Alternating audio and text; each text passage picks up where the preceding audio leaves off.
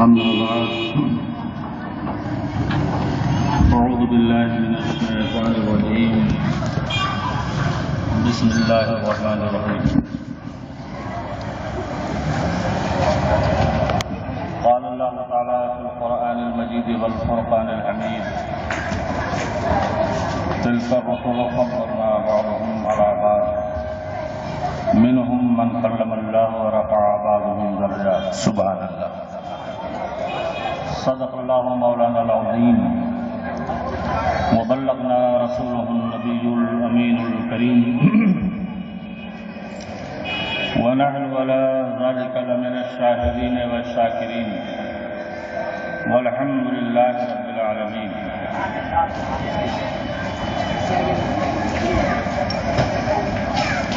کچھ سننے اور سنانے سے پہلے سالم منڈی پیچھے ہم اور آپ مل کر پیچھے کرو. آقا کونین فخر دو عالم رحمت انس و جان صلی اللہ تعالی علیہ وسلم کے بارگاہ بے کس پناہ میں درود و سلام کا نذرانہ پیش کریں. اللہم صلی علی سیدنا مولانا محمد وعلی سیدنا کرم سلام علیکہ یا رسول منبع العلم والحکم والی مبارک وسلم صلاۃ و سلام علیکہ یا رسول اللہ. میں نے آپ کو درود شریف پڑھنے کے لیے کہا، لیکن جس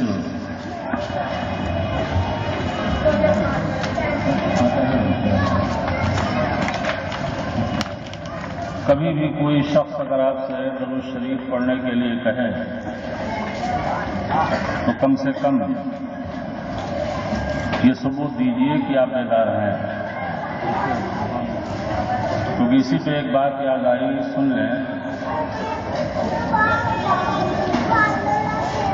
آپ سوچیں اور مجھے بتائیں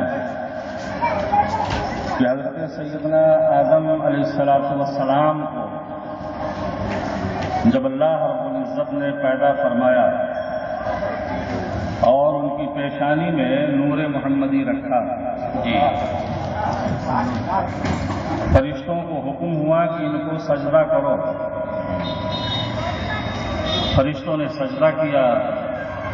سب سے بڑا موحد، توحید پرست، 10-20 سال عبادت کرنے والا نہیں، 6 لاکھ سال تک عبادت کرنے والا. آپ سوچیں کہ اس سے بڑا موحد کون ہوگا؟ سجدہ کرنے سے انکار کیا اور مردود بارگاہ ہو گئے. آپ مجھے بتائیں کہ اس چیز میں اللہ شریک تھا؟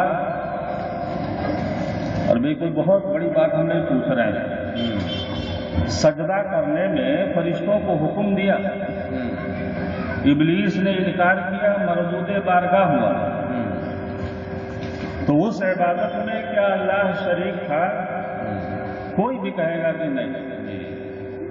تو آپ سوچیں جس چیز میں اللہ شریک نہیں تھا اس کی سزا یہ ہے کہ 6 لاکھ سالہ اس کی عبادت نہیں دیکھی گئی، فرشتوں کو پڑھانا نہیں دیکھا گیا، پل بھر میں مردود بارگاہ ہو گیا. اور جس چیز میں اللہ خود شریک ہے، بھائی درود و سلام، جس چیز میں اللہ خود شریک ہے بے شک اس کا انکار کرنے والا، اس کی مخالفت کرنے والا، اس تعلق سے تبلیغ کرنے والا، پڑھنے والوں کے شرک و بدعات کے فتوے لگانے والا. آپ بتائیں کہ جب 6 لاکھ سال عبادت اس کے کام نہ آ سکی تو یہ 25-50 سال عبادت رکھنے والے یہ کیا بات ہے. بہت اچھے، بہت اچھے. آپ سوچیں اور سوچنے کے بعد احساس کریں، کیونکہ میری تقریر بڑی آواز میرے پاس نہیں ہے اور نہ وہ جوش ہے، بس ایسے ہی آپ سنیں. یہی کافی ہے. تو میں نے جو آیت پڑھی دوسری جگہ ہے لا نفرق بین، کہ منصب نبوت اور رسالت کے لحاظ سے تو کوئی فرق نہیں. بھائی معاملہ یہ ہے نبی نبی، رسول رسول، اس میں کوئی تفصیل نہیں. لیکن اس آیت میں اللہ رب العزت کیا ارشاد فرماتا ہے کہ ہم نے بعض کو بعض پہ فضیلت دی. اب قانون کیا ہے علماء کرام سے آپ پوچھیں. بھائی جس کو فضیلت دی وہ افضل ہوا اور جس پہ فضیلت ہے وہ مفضول ہوا. لیکن اللہ رب العزت یہ نہیں فرما رہا. بھائی معاملہ تو یہاں یہ ہے کہ بولی میں بولا جاتا ہے کہ ہم نے فلاں کو فلاں سے کم کیا. کم ہی میں تو بولا جاتا ہے. لیکن اللہ رب العزت یہاں یہ نہیں ارشاد فرماتا ہے کہ ہم نے بعض کو بعض سے کم کیا، بلکہ فرماتا ہے کہ فضیلت ہم نے بعض کو بعض پہ دی. سبحان اللہ. اس لیے کہ جس نبی کو فضیلت کو دے رہا ہے اس کی غیرت کو گوارا نہیں کہ کمی ہم بیان کریں. تو جب مولا کمی نہیں بیان کر رہا ہے تو مولوی کو حق کس نے دے دیا ہے؟ واہ واہ. وہ نبیوں میں کمیاں ڈھونڈتا پھرے، نبیوں میں کمیاں تلاشتا پھرے. یہ حق دیا کسی نے؟ ذرا مجھے بتائیں تو. اور دوسری چیز یہ ہے کہ حضور کا معاملہ تو یہ ہے کہ نبی کے زلف پاک کا یہ فلسفہ ہے خوب تر. نبی کے زلف پاک کا یہ فلسفہ ہے خوب تر. میاں سمیٹ لے تو دل ہے بکھیر میں تو رات. سبحان اللہ. جس کے زلف کا یہ عالم ہو، جس کے نام میں اتنی برکت ہو. آپ سوچیں کہ اللہ رب العزت نے نام ہی ایسا پسند فرمایا، محمد صلی اللہ علیہ وسلم. ارے یہ نام لے کے کتنی بڑی نادانی ہوگی کہ نام بھی لے رہے ہو اور توہین بھی کر رہے ہو. جی جی. کیونکہ نام ہی سے آیا ہے، نام ہی سے ظاہر ہے کہ ایک شخص کو آپ محمد بھی کہہ رہے ہیں اور دوسری طرف تنقید بھی کر رہے ہیں. جی. اس سے بڑی جہالت اور کیا ہوگا. آپ سوچیں کہ حضور صلی اللہ تعالی علیہ وسلم خود فرماتے ہیں انا قائد المرسلین ولا فخر. جی. سبحان. میں رسولوں کا قائد ہوں لیکن مجھے فخر نہیں. یا رسول اللہ فخر کیوں نہیں؟ آدمی کسی منصب پہ جاتا ہے فخر کرتا ہے. تو حضور کا جواب ہے کہ فخر میں کیوں کروں؟ ارے فخر تو وہ انبیاء کریں جس کو مجھ جیسا سردار مل گیا. سبحان اللہ. اس میں میرے لیے فخر کی بات نہیں.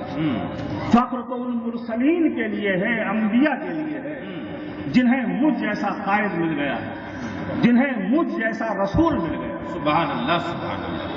میرے دوستوں اور بزرگوں، ایک بات جلسہ سیرت النبی کا بورڈ لگا ہوا، پوسٹر لگا ہوا. آپ مجھے بتائیں اور آپ خود احساس کریں، کیونکہ کچھ باتیں حالات حاضرہ کے حساب سے بھی ہم کریں، جی. معاشرے کے تعلق سے کریں. سیرت النبی کا بورڈ لگا ہوا ہے. آپ مجھے یہ بتائیں کہ 40 سالہ زندگی گزارنے کے بعد آقائے کونین صلی اللہ تعالی علیہ وسلم فاران کی چوٹی پہ جب کھڑے ہوئے تو کیا چاند کے 2 ٹکڑے کیا؟ ڈوبے ہوئے سورج کو پلٹایا؟ بند مٹھی کنکریوں سے کلمہ پڑھوایا؟ کچھ نہیں کیا. ابھی معجزہ جو بعد میں حضور نے دکھایا اس وقت بھی دکھا سکتے تھے، لیکن اس کو معیار حضور نے نہیں بنایا. معیار کس چیز کو بنایا؟ اپنی سیرت کو بنایا. کیا لوگوں تمہارے سامنے میری 40 سالہ زندگی ہے، تم نے میرے صبح و شام دیکھے، لیل و نہار دیکھے. اگر میری 40 سالہ زندگی میں کہیں تمہیں کوئی کمی نظر آئے تو وہاں انگلی رکھ دو. واہ. آپ جانتے ہیں بڑے بڑے کافر صنادید قریش ان کو جرأت نہ ہو، بلکہ انہوں نے یہی کہا کہ ہم نے آپ کو سچ بولتے ہوئے دیکھا. پورے معاشرے میں آپ سے بڑا صادق کوئی نہیں، سبحان. امین کوئی نہیں، واہ. آپ سے بہتر کوئی انسان نہیں. جب اپنے کردار کو حضور نے منوا لیا تب ارشاد فرمایا کہ لا الہ الا اللہ کہو فلاح پا جاؤ. سبحان اللہ. آج دعوت و تبلیغ کے نام پر کل کیا کر رہے تھے صاحب؟ 2 دن کے بعد صافہ باندھے تبلیغ شروع ہو گئی. پھر یہ تبلیغ کارگر نہیں ہے. تبلیغ